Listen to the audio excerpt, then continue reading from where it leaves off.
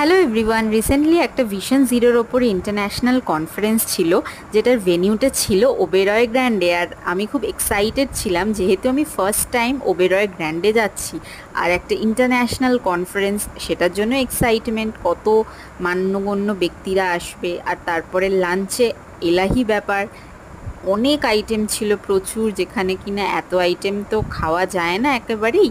তো যতটুকু পেরেছি অল্প অল্প করে খেয়েছি। শেষ পাতে আমি নিয়েছিলাম ব্রাউনি আর আইসক্রিম, মিষ্টিও ছিল, বাট মিষ্টিটা আমি খাইনি। ব্রাউনি আর আইসক্রিমটাই আমার খেতে বেশি ভালো লেগেছে, এটাই আমি একটু বেশি করে নিয়ে পেট ভরে খেয়ে নিয়েছিলাম। তারপরে বাড়ি যাওয়ার আগে এই জায়গাটা ওদের লাইব্রেরি সেকশন, খুব সুন্দর একটা মিউজিকও চলছিল। তারপরে এইভাবে আমি দিনটা কাটালাম। চলো টাটা। যদি ভিডিওটা ভালো লেগে থাকে, লাইক শেয়ার সাবস্ক্রাইব করতে ভুলো না কিন্তু। বাই।